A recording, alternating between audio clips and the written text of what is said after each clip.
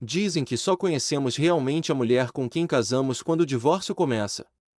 Eu aprendi essa lição aos 55 anos, numa noite de tempestade em Sintra, quando as lágrimas falsas da minha enteada me atiraram para a rua, longe da casa que eu paguei com 30 anos de suor. Elas achavam que eu era apenas um velho engenheiro previsível. O que elas não sabiam era que eu tinha deixado uma armadilha digital para trás, e o jogo estava apenas a começar. Eu sempre acreditei na santidade do lar. Para um homem como eu, que passou 32 anos a garantir que a água potável chegasse às torneiras de Lisboa, a previsibilidade era um conforto, não um tédio.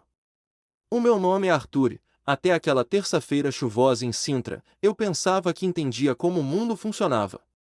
Tu fazes o teu trabalho, tratas a família com respeito e a vida retribui. Mas aprendi da pior maneira que a lealdade tem um preço e, para algumas pessoas, esse preço é muito baixo. 15 anos de casamento desfizeram-se no tempo que demorou a minha enteada a desbloquear o telemóvel e a contar uma mentira que destruiria minha vida. A Sofia, a minha esposa, gritava na cozinha. A voz dela tremia, não de medo, mas de uma raiva que eu nunca tinha visto dirigida a mim. Ela mandou-me sair. Disse que eu não pertencia ali. Eu não discuti. Caminhei diretamente para a tempestade que fustigava a serra, sem olhar para trás. Mas estou a adiantar-me. Para perceberem a dimensão da traição, precisam de saber que eu não era um padrasto malvado. Quando conheci a Sofia, 7 meses após o meu divórcio amigável da minha primeira mulher, eu estava vulnerável. A Sofia parecia uma lufada de ar fresco, com aquele riso alto que enchia os restaurantes da Baixa. Ela tinha uma filha, a Beatriz, que na altura tinha 11 anos. O pai biológico tinha desaparecido, e eu, na minha ingenuidade, quis ser o pilar que lhes faltava. A Beatriz cresceu e tornou-se numa mulher de 26 anos que nunca parava no emprego e via minha casa como um hotel de luxo gratuito. Eu pagava as contas, a internet de fibra ótica que ela usava o dia todo, e a comida que ela consumia sem nunca agradecer. Nunca reclamei. Era a filha da minha mulher. Mas naquela noite, tudo mudou. Eu tinha chegado do trabalho, cansado, com as botas ainda sujas de lama da estação de tratamento. A Beatriz estava sentada à mesa, com os olhos vermelhos e inchados, a segurar o telemóvel como se fosse uma prova de crime. Assim que entrei, o silêncio caiu sobre a cozinha como uma guilhotina. A Sofia confrontou-me imediatamente. A acusação era absurda, mas detalhada. A Beatriz alegava que eu tinha instalado software de vigilância no computador dela e que andava a monitorizar as suas conversas privadas e aceder às suas contas bancárias. Ela virou o ecrã para a mãe, mostrando linhas de código e endereços de IP que, para um leigo, pareciam incriminatórios. Eu sou engenheiro, eu percebo de sistemas, e aquilo era uma montagem barata. Tentei explicar que qualquer pessoa podia forjar aqueles registros, que eu nem sequer sabia a palavra passe do computador dela. Mas a Beatriz jogou a cartada final. Ela tirou do bolso um pequeno dispositivo preto, uma câmara minúscula, e disse que a tinha encontrado escondida no detetor de fumo do quarto dela. O meu estômago deu um nó. Aquilo tinha sido plantado. Eu nunca tinha visto aquele objeto na vida. Olhei para Sofia, à espera que a mulher com quem partilhei uma década e meia visse a verdade nos meus olhos. Em vez disso, vi repulsa. A Sofia não queria ouvir a minha defesa. Ela escolheu o choro manipulador da filha em vez da honra do marido. Ela disse que se sentia insegura, que eu tinha violado a privacidade delas e que, se eu não saísse naquele exato segundo, ela chamaria a Guarda Nacional Republicana. A palavra polícia pairou no ar. Eu sabia que, numa situação daquelas, o homem é sempre o suspeito, independentemente da verdade. Se a polícia viesse, eu sairia algemado. Foi nesse momento que tomei a decisão mais difícil da minha vida. Não gritei. Não parti nada. Apenas fui ao bengaleiro, vesti o meu casaco impermeável e peguei nas chaves do meu carro, que felizmente estava apenas em meu nome. Disse-lhes que sairia, mas que elas estavam a cometer um erro terrível. A Beatriz soluçou mais alto, escondendo o rosto no ombro da mãe, mas eu vi. Pelo reflexo na janela escura da cozinha, eu vi o canto da boca dela curvar-se num sorriso subtil, quase imperceptível. Ela tinha vencido. Eu estava fora. Conduzi sob a chuva torrencial até a casa do meu irmão Carlos, na Amadora. O limpa-para-brisas batia furiosamente, marcando o ritmo do meu coração acelerado. Eu sentia-me humilhado, expulso da casa que eu tinha comprado sozinho antes do casamento, a casa onde investi todas as minhas poupanças. Mas enquanto conduzia, o choque começou a dar lugar a uma frieza calculista. O meu telemóvel vibrou no bolso. Encostei na berma para verificar, pensando que seria a Sofia a pedir desculpa ou a insultar-me mais. Não era a Sofia. Era uma notificação da aplicação de segurança da minha casa. Não o sistema que a Beatriz conhecia, mas um sistema secundário, independente, que eu tinha instalado na garagem e no escritório para proteger documentos de trabalho confidenciais. A notificação dizia: movimento detetado no escritório. Cofre principal a ser forçado. Eram 9h30 da noite. Eu tinha saído há menos de 20 minutos. Elas não estavam a chorar a minha partida, elas estavam a tentar arrombar o meu cofre pessoal. A Beatriz não queria privacidade. Ela queria acesso. E naquele momento, sentado no carro frio enquanto a chuva batia no tejadilho, eu percebi que aquilo não era um drama familiar. Era um assalto planeado. Liguei o carro novamente, mas não para voltar para trás. Eu ia para a casa do meu irmão, sim, mas a minha mente já estava a traçar um plano de guerra. Se elas queriam jogar sujo, iriam descobrir que o velho engenheiro sabia construir muito mais do que estações de tratamento. Ele sabia construir armadilhas. E elas acabavam de pisar na primeira. Cheguei à casa do Carlos completamente ensopado, mas o frio que eu sentia não vinha da chuva que caía torrencialmente sobre a Amadora. Vinha da imagem que eu via no ecrã do meu telemóvel. O meu irmão, sempre pragmático, não fez perguntas desnecessárias. Ele viu a minha expressão, trancou a porta e indicou-me o escritório improvisado na cave, onde montamos o nosso centro de operações. Enquanto eu secava o cabelo com uma toalha áspera, liguei o portátil e acedi às câmaras de segurança ocultas que a Beatriz desconhecia. O que vimos naquele monitor foi a confirmação de que a minha vida anterior tinha morrido. A imagem a preto e branco mostrava o meu escritório em Sintra. A Beatriz não estava a chorar com medo do padrasto abusivo, como tinha encenado horas antes. Ela estava ajoelhada em frente ao meu cofre de parede, segurando uma lanterna, enquanto um homem que eu nunca tinha visto na vida manuseava um berbequim industrial. Aquele era o primeiro grande choque. A minha enteada, a menina que eu tinha tentado educar, estava a cometer um crime qualificado dentro da minha própria casa, acompanhada por um estranho. O homem parecia ter cerca de 35 anos, com tatuagens no pescoço e a destreza de quem já tinha arrombado muitos cofres. O Carlos reconheceu o tipo de movimento, aquilo não era amadorismo, era profissionalismo criminoso. Observei, em silêncio absoluto, enquanto eles conseguiam abrir a porta de aço. O sorriso de triunfo da Beatriz iluminou o quarto escuro, mas durou pouco. O cofre estava vazio, exceto por alguns passaportes caducados e apólices de seguro antigas. Eu tinha transferido os documentos importantes e o dinheiro de emergência para um cofre bancário em Lisboa 3 anos antes, seguindo um instinto que na altura achei paranoico, mas que agora se revelava profético. Ver a frustração deles, a forma como o homem pontapeou a minha cadeira de escritório e como a Beatriz atirou os papéis ao chão, trouxe-me uma satisfação sombria. No entanto, o alívio foi breve. Se eles estavam dispostos a arrombar um cofre na primeira noite, o que mais estariam a fazer? Na manhã seguinte, a gravidade da situação tornou-se financeira. Fui ao escritório da doutora Helena, uma advogada especialista em crimes financeiros e antiga colega de escola do Carlos. Ela pediu um relatório de crédito urgente em meu nome e o resultado foi um murro no estômago mais forte do que qualquer agressão física. O relatório tinha dezenas de páginas. Nos últimos 6 meses, alguém tinha aberto 5 cartões de crédito em meu nome, contraído 3 empréstimos pessoais e financiado a compra de um carro de luxo. O valor total da dívida ascendia a 127 mil euros. Eu estava financeiramente arruinado e nem sequer sabia. A doutora Helena explicou que a fraude tinha sido meticulosa.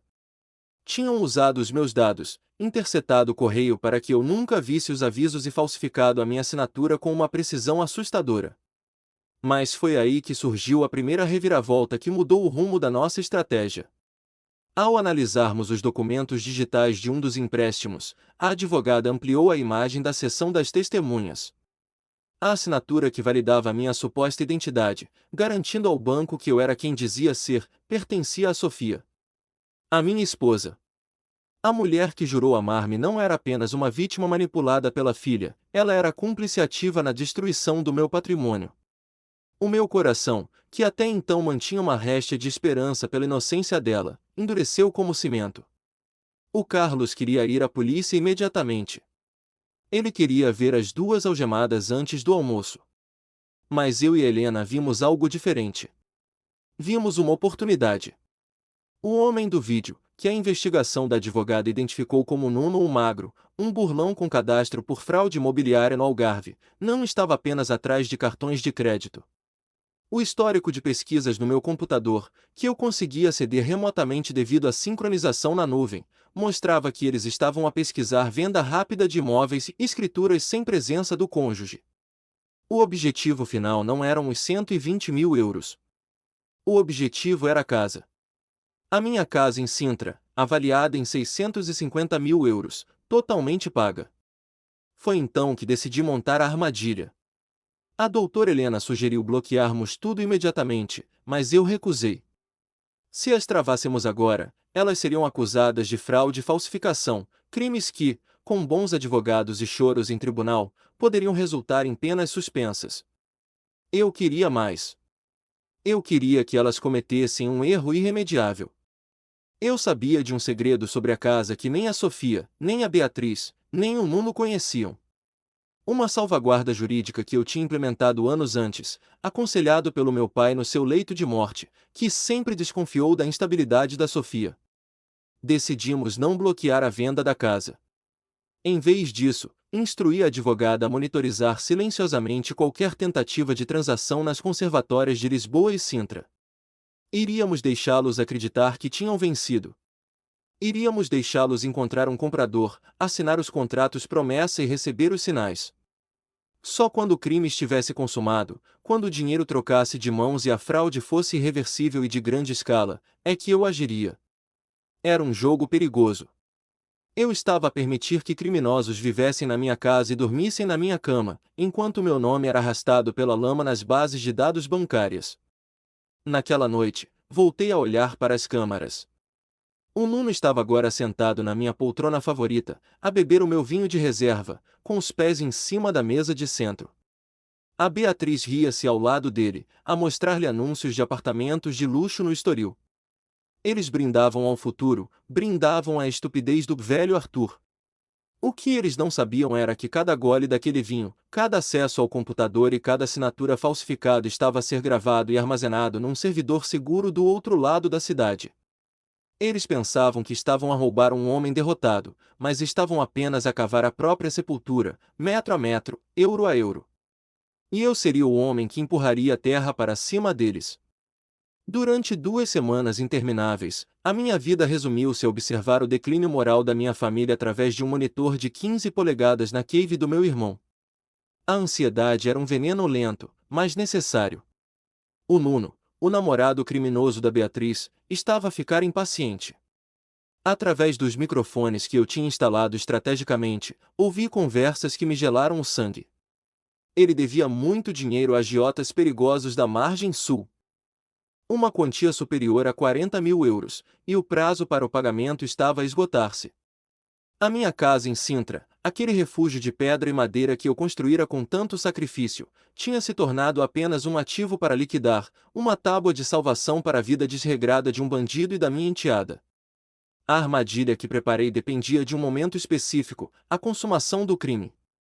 Não bastava a intenção, eles tinham de executar a venda fraudulenta. E naquela quinta-feira cinzenta, o momento chegou. Um carro preto de vidros fumados estacionou na minha entrada. Dele saiu um homem baixo, calvo, com uma pasta de couro debaixo do braço. A doutora Helena, a minha advogada, identificou-o rapidamente como um investidor imobiliário sem escrúpulos, conhecido por comprar imóveis penhorados ou em litígio por metade do preço, pagando a pronto e sem fazer perguntas difíceis. Era o parceiro perfeito para o golpe que eles estavam prestes a dar. Eu observei, com o coração a bater contra as costelas, enquanto a Sofia servia café na sala de estar, agindo como a perfeita anfitriã de um negócio ilícito. A Beatriz e o Nuno estavam sentados no sofá, tensos, enquanto o investidor espalhava os documentos sobre a mesa de centro de Carvalho. Era um contrato promessa compra e venda. O valor acordado era ridículo, 350 mil euros por uma propriedade que valia quase o dobro. O investidor pousou um cheque bancário de 50 mil euros em cima da mesa como sinal imediato. A ganância nos olhos do Nuno era tão palpável que quase se podia tocar através do ecrã. Foi nesse momento que a minha armadilha jurídica se tornou letal. O que a Sofia, a Beatriz e o Nuno ignoravam completamente era uma decisão que tomei 5 anos antes, após um pequeno susto cardíaco. Preocupado com o futuro e desconfiando subconscientemente da estabilidade da Sofia, eu tinha feito uma doação em vida da nua propriedade da casa aos meus 2 filhos biológicos, o Pedro e a Joana, reservando para mim apenas o usufruto vitalício. Legalmente, a casa já não era minha para vender. Mesmo que eles falsificassem a minha assinatura com perfeição, como estavam a fazer naquele exato momento, a venda seria nula e impossível de registrar na conservatória. Ao aceitarem aquele cheque de 50 mil euros baseados numa falsificação e numa propriedade que não podiam alienar, eles estavam a cometer o crime de burla qualificada, falsificação de documentos e associação criminosa, com provas irrefutáveis gravadas em vídeo. Assim que a Beatriz assinou o meu nome no contrato, imitando a minha caligrafia com uma frieza assustadora, e o Nuno pegou no cheque, eu dei o sinal. Estava sentado no banco de trás do carro do meu irmão, estacionado a 200 metros da casa, camuflado pela neblina da serra. Ao meu lado, o inspetor da Polícia Judiciária, com quem a doutora Helena tinha coordenado a operação, falou para o rádio. A ordem foi dada. Não houve sirenes estridentes para avisar, a aproximação foi tática e silenciosa. 3 viaturas descaracterizadas bloquearam a entrada da garagem e o portão principal. No monitor do meu telemóvel, vi o caos instalar-se em tempo real. A porta da frente foi arrombada com um estrondo que fez a câmara da sala vibrar. A expressão de triunfo do Nuno transformou-se em terror puro. Ele tentou correr para as traseiras, derrubando o investidor e a mesa de centro, espalhando papéis e chávenas de café pelo chão. Mas a polícia já tinha cercado o perímetro. A imagem seguinte ficará gravada na minha memória para sempre. O homem que dormia na minha cama a ser placado contra o chão da minha cozinha por 2 agentes armados. A Beatriz começou a gritar, um som agudo e histérico, alegando que não sabia de nada, que tinha sido coagida. Mas a sua assinatura ainda estava fresca no papel fraudulento em cima da mesa. A Sofia, a minha esposa de 15 anos, não gritou. Ela simplesmente afundou-se no sofá, pálida como um fantasma, com as mãos a tremer incontrolavelmente enquanto olhava para o cheque de 50 mil euros que agora era a prova da sua ruína. Ela percebeu, naquele instante, que a mentira tinha acabado. Saí do carro e caminhei lentamente até a entrada da propriedade. A chuva tinha parado, mas o ar estava gelado. Vi os agentes a trazerem o Nuno algemado, a praguejar e a ameaçar toda a gente. Depois trouxeram a Beatriz, que ao ver-me, tentou mudar a narrativa instantaneamente. Ela gritou o meu nome, implorando ajuda, chamando-me de pai pela primeira vez em anos, dizendo que o Nuno a obrigara a tudo. Eu mantive a minha expressão impávida, as mãos nos bolsos do casaco, olhando para ela como se fosse uma estranha. Não havia ódio, apenas uma decepção profunda e final. Por último, a Sofia foi escoltada para fora. Ela não estava algemada, mas estava destruída. Quando os nossos olhares se cruzaram, ela parou. Vi nos olhos dela a tentativa de formular uma desculpa, uma súplica silenciosa. Ela esperava que o marido que sempre perdoou tudo, o homem que sempre resolveu os problemas, interviesse e parasse aquele pesadelo. Mas eu não me movi. A doutora Helena colocou a mão no meu ombro e disse para eu não dizer nada. E eu não disse. Apenas observei enquanto a mulher que me expulsara da minha própria casa era convidada a entrar no carro da polícia para prestar declarações como suspeita oficial. A casa estava vazia, a porta estava aberta, e a verdade, finalmente, estava solta. O silêncio que se seguiu à partida das viaturas foi o som mais pesado que já ouvi. Eu tinha recuperado a minha casa, mas a que custo? A batalha jurídica estava ganha, mas a guerra emocional estava apenas a entrar na fase mais dolorosa, as consequências de ver a família desmoronar-se sob o peso da própria ganância. Os dias que se seguiram à operação policial foram envoltos numa neblina burocrática e num silêncio pesado. A minha casa, antes um santuário de paz, transformou-se numa cena de crime isolada por fita amarela e poeira de impressões digitais. Enquanto a polícia judiciária catalogava provas e levava computadores, eu refugiei-me na frieza dos factos jurídicos para não sucumbir à devastação emocional. O relatório preliminar da investigação chegou à mesa da minha advogada, a doutora Helena, 48 horas depois das detenções, e confirmou as minhas piores suspeitas sobre a natureza humana. O Nuno, o namorado da Beatriz, não demorou sequer um dia a traí-la. Perante a ameaça de uma pena de prisão efetiva longa, ele cantou como um pássaro, detalhando cada passo da conspiração para reduzir a sua própria sentença. Ele confessou que a ideia de me acusar falsamente de assédio tinha sido inteiramente da Beatriz, concebida como uma forma rápida de me remover fisicamente da casa para que pudessem procurar os bens de valor e preparar a venda fraudulenta. A Beatriz, por sua vez, estava em prisão preventiva no estabelecimento prisional de Tires, recusada a fiança devido ao perigo de fuga e à gravidade da burla qualificada. A menina que eu acolhi e tentei educar enfrentava agora uma realidade de grades de ferro e uniformes cinzentos. No entanto, o golpe mais duro ainda estava por vir. A Sofia não tinha sido detida na noite da rusga. A polícia considerou, inicialmente, que ela poderia ter sido uma vítima de coerção ou ignorância, uma mãe cega pelo amor à filha. Ela aproveitou essa liberdade precária para tentar reescrever a história. Durante 3 dias, o meu telemóvel foi inundado com mensagens e chamadas de números desconhecidos, todas ignoradas. Ela deixava recados de voz a soluçar, jurando pela alma de todos os santos que não sabia da extensão dos crimes, que pensava que a Beatriz apenas precisava de ajuda temporária e que fora enganada pelo Nuno. Ela implorava por uma conversa, por uma oportunidade de olhar nos meus olhos e explicar-se. Eu concedi-lhe esse desejo, mas não nos termos dela. Marquei um encontro no escritório da doutora Helena, em Lisboa, um terreno neutro e estéril, longe das emoções da nossa antiga casa.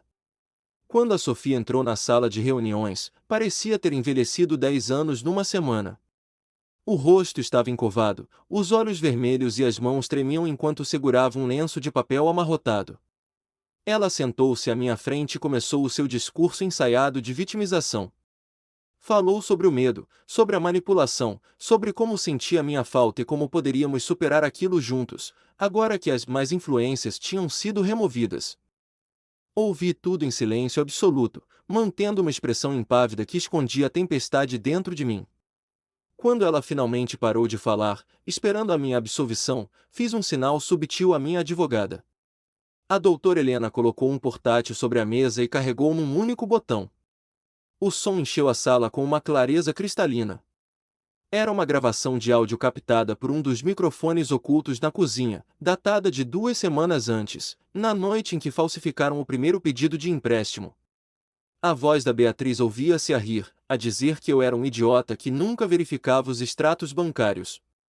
Mas foi a voz seguinte que fez o sangue da Sofia fugir do rosto. Era a voz dela, clara e inequívoca. Na gravação, a Sofia não soava coagida nem amedrontada. Ela soava calculista. Dizia explicitamente que assinaria como testemunha, mas que a Beatriz tinha de garantir que pagariam a dívida antes que eu descobrisse, porque ela precisava de garantir a sua parte para umas férias.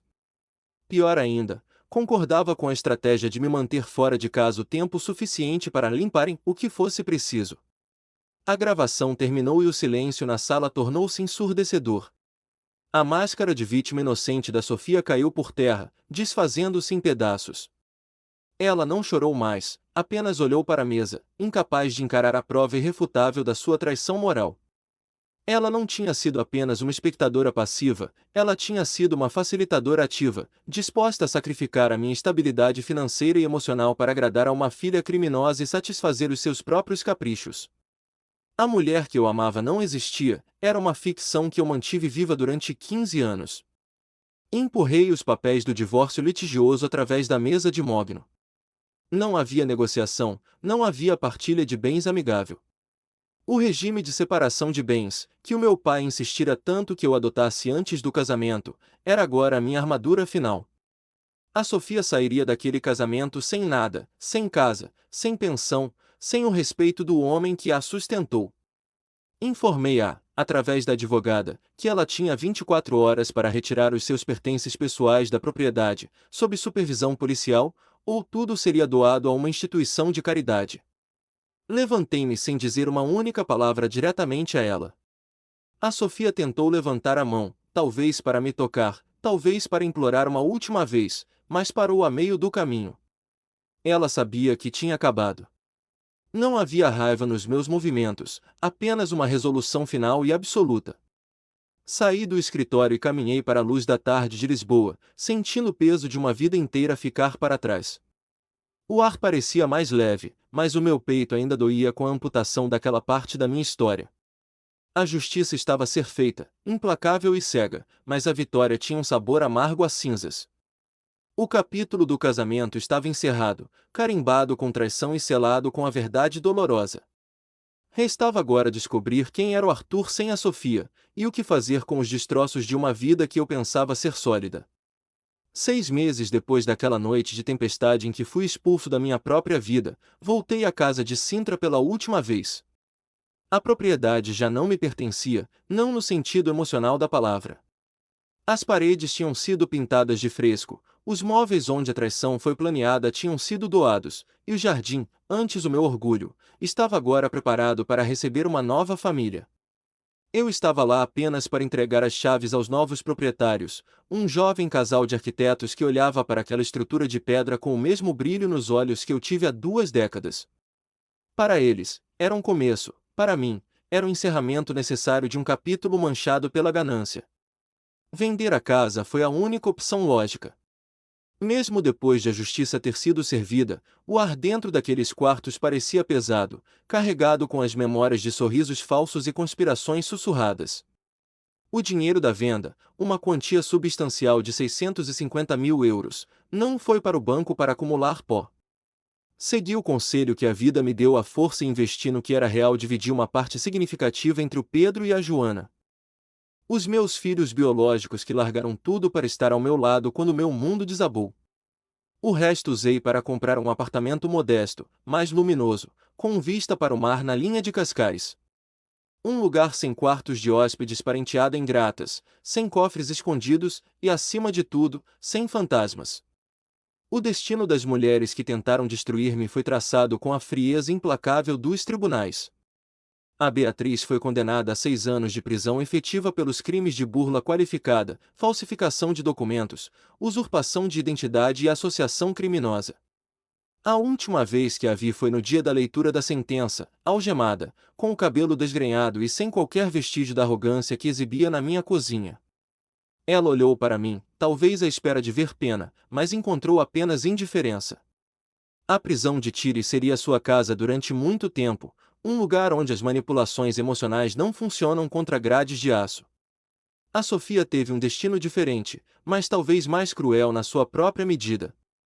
Embora não tenha sido presa, devido à falta de provas diretas na falsificação técnica dos documentos, a sua vida social e financeira foi pulverizada.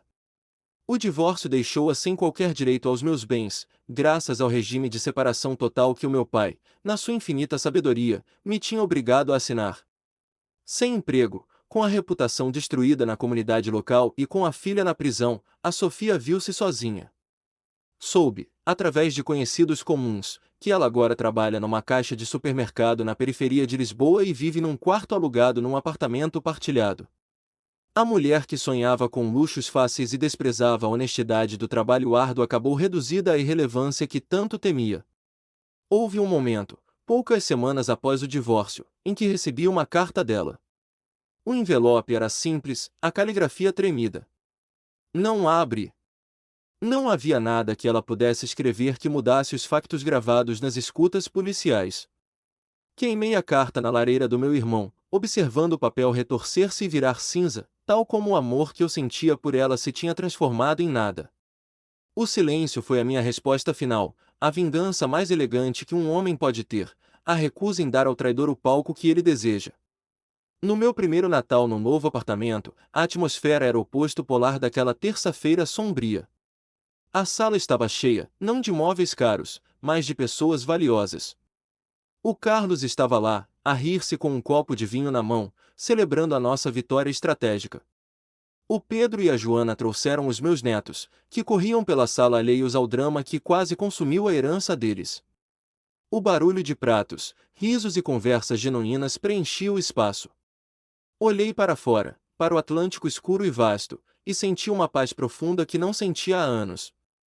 A traição da Sofia e da Beatriz ensinou-me uma lição brutal, mas valiosa. Ensinou-me que o sangue nem sempre define a família, mas a lealdade sim. Ensinou-me que a confiança cega é uma fraqueza, mas que a inteligência e a preparação são as melhores defesas. Eu tinha perdido uma esposa e uma enteada, sim. Tinha perdido a ilusão de um casamento perfeito. Mas ao perder o que era falso, ganhei espaço para valorizar o que era verdadeiro. Levantei o meu copo num brinde silencioso a mim mesmo, ao velho Arthur que elas subestimaram. Elas achavam que me estavam a atirar aos lobos quando me expulsaram para a tempestade. O que elas não sabiam é que eu voltaria a liderar a Alcateia. A vida recomeça aos 55 anos, não com amargura, mas com a clareza cristalina de quem sobreviveu ao naufrágio e chegou à costa mais forte do que nunca. A tempestade passou, e o que restou de pé foi a única coisa que o dinheiro delas nunca poderia comprar, a minha dignidade e a minha paz. E isso, no final de contas, é a única vitória que interessa.